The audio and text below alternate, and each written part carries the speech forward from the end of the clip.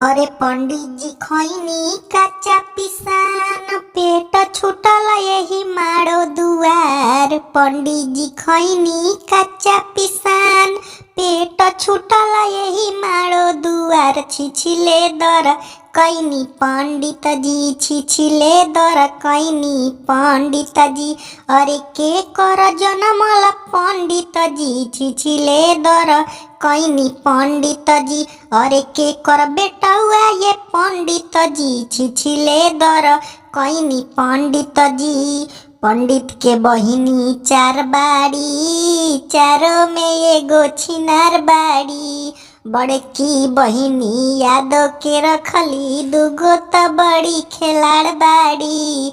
पंडित के बहिनी चार बाड़ी चारों में एगो छिनार बाड़ी।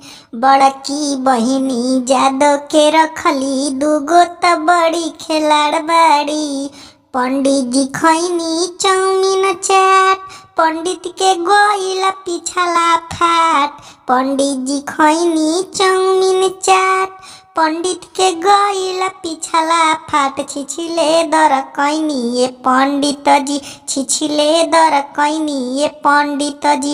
अरे के कर बेटा हुआ ये पंडित जी छिछिले दर कैनी ये पंडित जी। अरे के कर जनमल पंडित जी छिछिले दर कैनी ये पंडित जी।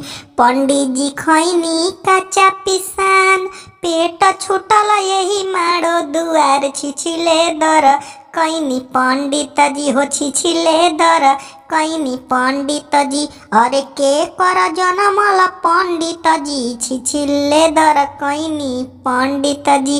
अरे के कर बेटा हुआ ये पंडित जी छिछिले दर कैनी ये पंडित जी।